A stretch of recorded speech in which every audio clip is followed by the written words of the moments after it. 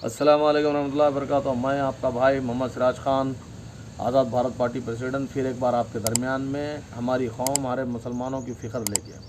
जैसे कि आप जानते हैं, कांग्रेस और एक धोखा दी है मुसलमानों को। एमएलसी आमिर अली ख़ां को, आमिर अली ख़ां कोई काम का ना है, काज का है। कभी सीपीएम, कभी वाईएसआर, कभी तेलुगु देशम, कभी ये डोगला है, कोई काम का नहीं है। हाँ, इनके वालिद साहब की हम इज़्ज़त करते, दिल से इज़्ज़त करते। इनके वालिद साहब कौम की फ़िक्र लेते थे, इनके वालिद साहब कौम के बीच में रहते थे और उनको दर हमेशा अपनी कौम की फ़िक्र रखती थी। लेकिन ये नहीं है, ये घमंड भरा, कभी ज़िंदगी में कभी कोई गरीब आदमी से नहीं मिलता है ना कुछ है, तो इसको एमएलसी बनाए। तो कांग्रेस का अहम मकसद क्या है? ऐसे ऐसे लोगों को एमएलसी या कुछ ओहदे देना है जो उनसे फंड भी निकाला जाए और वो लोग काम भी ना करे जाए, तो मुसलमानों का कोई इशू ना उठे।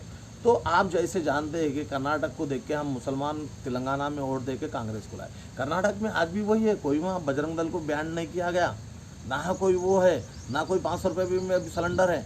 आप अभी भी जाके देखो, नहीं बोले तो आपके रिश्तेदार अगर कुछ है तो आप तहक़ीक़ करो, मेरी बात को यकीन न करो, उनसे फ़ोन करो क्या भाई वहाँ पर कैसी चल रही कांग्रेस। वहाँ पर भी ऐसी है, लेकिन कुछ स्कीम है जैसे कि यहाँ बस फ्री, ये कोई इससे कोई मायने नहीं है, इसमें कोई मुसलमानों को कोई फ्यूचर नहीं है, ना कोई एजुकेशन है, ना कुछ है, ना क्या है। तो कांग्रेस आरएसएस की अम्मा है, आरएसएस को पनाह देने वाली कांग्रेस है, बीजेपी को आगे बढ़ाने वाली कांग्रेस है।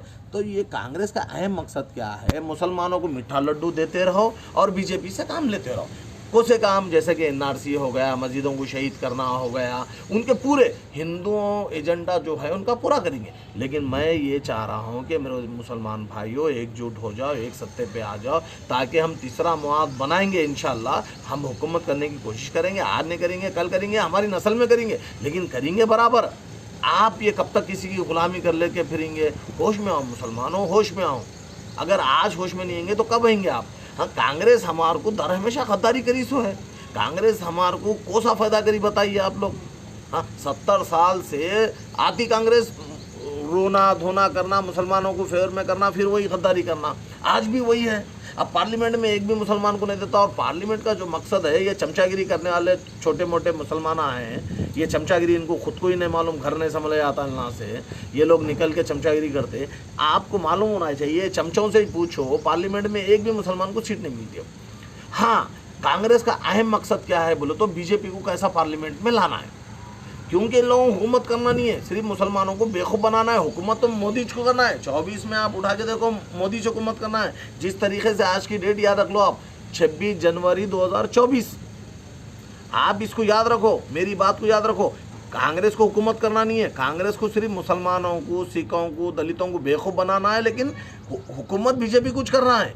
ये बहुत बड़ी गेम चली जा रही, इसलिए गेम से बचो। आप लोग समझो, बात को समझो। अगर हम कांग्रेस कांग्रेस कांग्रेस बोल के पीछे रहेंगे तो कांग्रेस गले में लेकर फेंक देगी, बीजेपी हिंदू राष्ट्र बना दिया जाएगा, हिंदुओं का एजेंडा जो है वो कामयाब हो जाएगा।